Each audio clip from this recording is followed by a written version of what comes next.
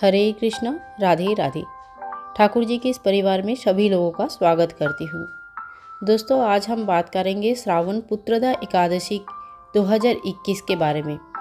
व्रतों में सर्वश्रेष्ठ व्रत माना गया है एकादशी के व्रत, और सावन मास के शुक्ल पक्ष की एकादशी को पवित्रा एकादशी या तो पुत्रदा एकादशी नाम से जाना जाता है।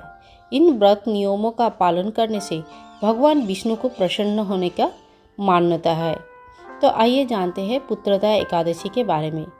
सावन मास के शुक्ल पक्ष की एकादशी को पवित्रा एकादशी आती है। पवित्रा एकादशी को पुत्रदा एकादशी के नाम से भी जाना जाता है। पुत्रदा एकादशी सिर्फ पुत्र प्राप्ति के लिए ही नहीं होती है। पुत्रदा एकादशी के व्रत वो सभी लोग कर सकते हैं जिनके पास कोई संतान नहीं है, जो संतान का इच्छा रखते हैं। पुत्रदा एकादशी का नियम और विधि विधान पूर्वक भगवान विष्णु की पूजा करते हैं तो पुत्र या कन्या तथा संतान की प्राप्ति होती है।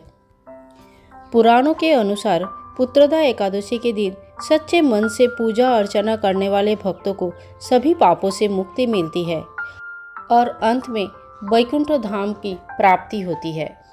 और इसके साथ ही भक्त को संतान और सुख समृद्धि की भी प्राप्ति होती है। कब है ये पवित्रा एकादशी? पवित्र एकादशी 18 अगस्त 2021 को है। पुत्रदा एकादशी और पवित्रा एकादशी एक ही एकादशी का दो नाम है। पवित्रा एकादशी 18 अगस्त को सुबह 3:20 पर प्रारंभ हो रही है और व्रत पारण के दिन द्वादशी सूर्योदय से पहले समाप्त हो जाएगी। आइए आप जानते हैं इस दिन हम क्या करें और क्या नहीं करें। संभव हो तो इस दिन व्रत करें, पर अपने शरीर और सामर्थ्य के हिसाब से व्रत के संकल्प लें। एकादशी के दिन भगवान विष्णु को बहुत ही प्रिय होती है और इस दिन व्रत रखने से भगवान विष्णु का आशीर्वाद प्राप्त होता है। अगर संभव है तो इस दिन व्रत रखें। माता लक्ष्मी की पूजा करें।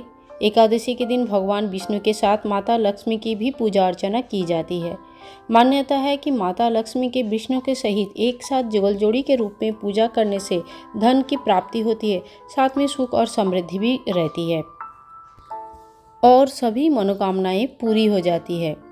सात्विक भोजन ग्रहण करें। इस दिन प्याज लहसुन का परहेज करें। किसी भी तरह दशमी के दिन से ही कोई भी प्याज लहसुन युक्त तामसिक आहार वगैरह ग्रहण ना करें। बिल्कुल सात्विक आहार ग्रहण करें और दशमी के दिन सूर्यास्त के बाद अन्न ग्रहण ना करें। जो लोग भी व्रत रखेंगे, व्रती है, वो अन्न ग्रहण ना करें। अगर बिल्कुल भूखा नहीं रह सकते तो फल का रस वगैरह ग्रहण कर सकते हैं। आलू की सब्जी, व्रत वाले खाना दशमी के दिन रात को खा सकते हैं।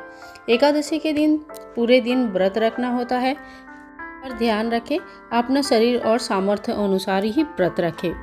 चावल का सेवन इस दिन ना करें। एकादशी के दिन चावल का सेवन बिल्कुल नहीं करना चाहिए।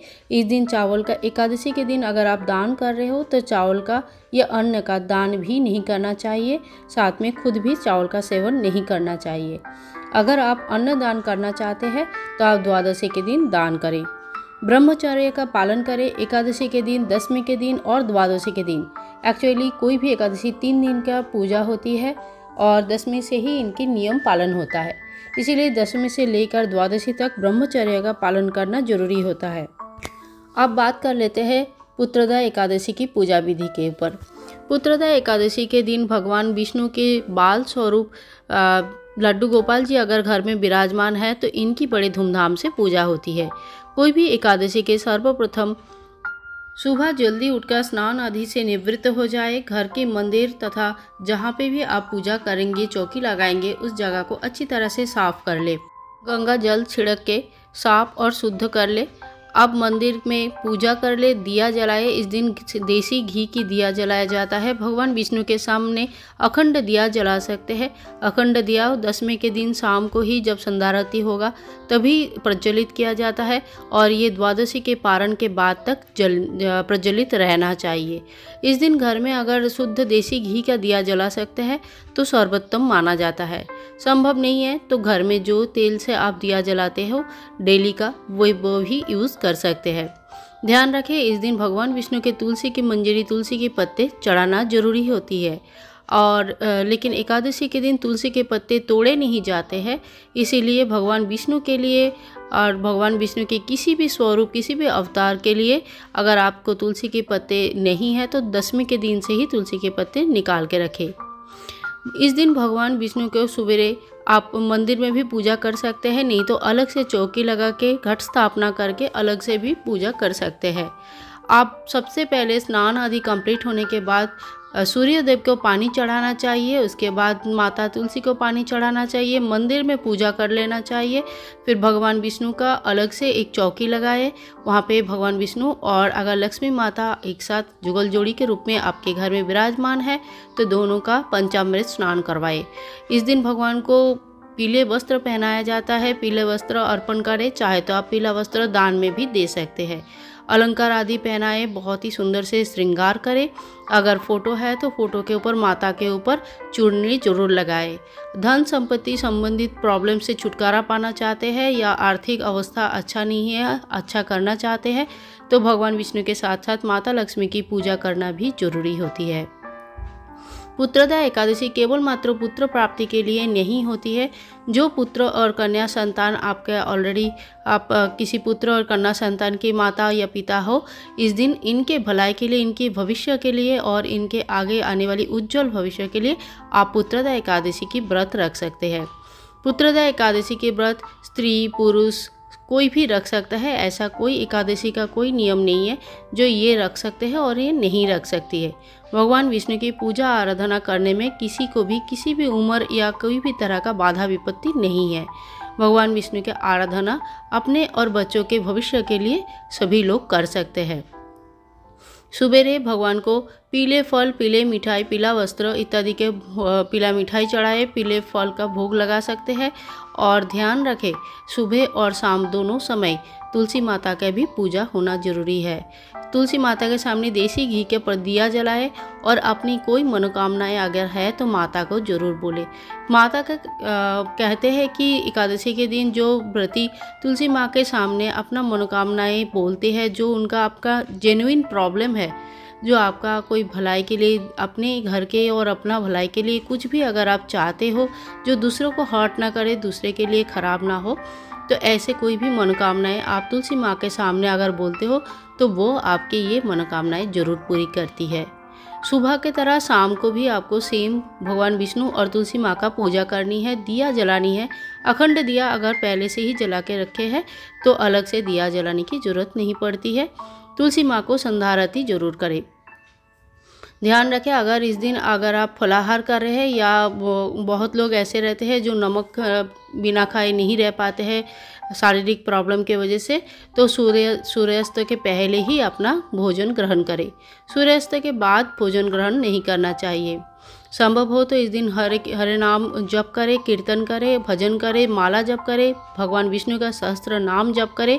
कहने का मतलब यही है कि पूरे दिन अगर भगवान के नाम जप में लगे रहेंगे तो दूसरे की बुराई करना, हिंसा करना, दूसरे की चुगली करना, ये सब चीज़ों से निवृत्त रहेंगे। एकादशी के दिन वो किसी के बारे में भी बुरा सोचना, बुरा बोलना खराब होती है और उसमें हित में विपरीत हो जाता है हित की जगह। इसीलिए भगवान के नाम पे अगर डूबे रहेंगे तो फिर ये सब चीज़ों से आप आराम से दूर रह सकते हैं। इस दिन अगर आपके पास छोटे गोपाल जी का विग्रह है, छोटा गोपाल जी है, तो गोपाल जी होते क्या है, श्री कृष्ण का बाल स्वरूप है और श्री कृष्ण है भगवान विष्णु का एक अवतार। इसीलिए पुत्रदा एकादशी के दिन पुत्र प्राप्ति के लिए या जो पुत्र कन्या संतान ऑलरेडी आपके है उनके भविष्य उज्जवल करने के लिए इस दिन बड़े छोटे से लड्डू गोपाल जी का बड़े धूमधाम से पूजा किया जाता है। अगर आपके पास ठाकुर जी है, बिहारी जी है या तो फिर छोटे गोपाल जी है तो इनको भी पंचामृत स्नान करा के बढ़िया पोशाक श्रृंगार कर सकते हैं। छोटे गोपाल जी का इस दिन पूजा जरूर करें, उनको मिठाई की भोग अर्पण करें और उनका सुबह और शाम दोनों टाइम आरती जरूर करें। पूरी रात अगर जगे रह सकते हैं तो बहुत अच्छा है। कीर्तन भजन में अगर ज़्यादा लोग का आ रहे हैं घर पे, कीर्तन भजन का अनुष्ठान का बंदोबस्त है तो बहुत अच्छी बात है। नहीं भी है तभी भी कम से कम रात की 12 बजे तक अगर भगवान का नाम जप कर सकते हैं तो बहुत अच्छा है। अगले दिन सुबह यानी कि द्वादशी के दिन सुबह सूर्योदय के समय के बाद से लेकर नॉर्मली 5 बजे से 8 बजे के अंदर ये समय आ जाता है। इस दिन आपको पारण करना है। पारण में क्या करना है, भगवान विष्णु जी के सामने जो तुलसी दल युक्त पानी आप रखते हैं उसी पानी को पी के पारण करनी होती है। पारण से पहले सबसे पहले आपको सवेरे उठना है, नहाना धोना साफ़ सफाई करनी है घर की, और साफ़ सफाई रहना, भगवान जहाँ पे पूजा होती है वहाँ साफ़ सफाई रहना जरूरी माना जाता है। भगवान विष्णु और माता लक्ष्मी के सामने दिया प्रज्वलित करें, भोग चढ़ाए, फूल चढ़ाए, और माता तुलसी को भी इस दिन आप जल दे और दिया प्रज्वलित करें। घर में कोई भी अन्न भोग बनाए और भगवान विष्णु को अन्न भोग चढ़ाए। इस दिन आपको जो भी दान सामग्री करना है, या तो आप दान उसी वक्त कर सकते हैं तो दान कर दे, और अगर संभव नहीं है तो सूखा दान जिसमें दाल चावल और बाकी सामान रखे, कुछ दक्षिणा जरूर रख दे। बिना दक्षिणा के दान संपूर्ण नहीं माना जाता है, अलग से रख दे। और बाद में जब भी आपको एक आध दिन में समय मिलेगा तो आप मंदिर में या किसी को भी जिनको दान करना है उनको ये दान सामग्री दान जरूर कर दे। ये सब होने के बाद आपको पारण करनी है। पारण में आपको सबसे पहले तुलसी दल युक्त पानी जो है वो पीना है। इसके बाद भगवान विष्णु के सामने लगाया गया भोग का ग्रहण करके आप अपना व्रत का पारण कर सकते हैं। तो इस तरह से पूरे दिन के नियम के हिसाब से एकादशी की व्रत रख सकते हैं। जो व्रती पूरे दिन उपवास करके नहीं भी रह सकते हैं वो भी सात्विक भोजन ग्रहण करने के बाद सात्विक भोजन ग्रहण करके भी भगवान विष्णु की पूजा कर सकते हैं। ध्यान रखें, अगर आप भूखा नहीं रह सकते, शारीरिक या मेडिकल कोई भी इशू है जिसकी वजह से आपको संभव नहीं होता है, लेकिन अपना ब्रह्मचर्य का पालन करते हुए चावल और अन्य भोग ग्रहण ना करें और सात्विक भोजन ग्रहण करें। बाकी जो भी खाना है वो खाना खा सकते हैं और भगवान विष्णु का इस दिन पूजा भी कर सकते हैं। तो इस तरह से मनाएं पुत्रदा एकादशी, जो कि आपके और आपके परिवार के लिए बहुत ही सुख समृद्धि की कारण होता है। आशा करती हूँ भगवान विष्णु का आशीर्वाद सभी के ऊपर रहे, और आप सभी को अगर वीडियो पसंद आई है तो लाइक करें, शेयर करें, चैनल को सब्सक्राइब करके रखें, और आगे आने वाली बहुत सारे वीडियोज़ के लिए मिलते हैं कोई नया वीडियो में। तब तक के लिए हरे कृष्णा, राधे राधे।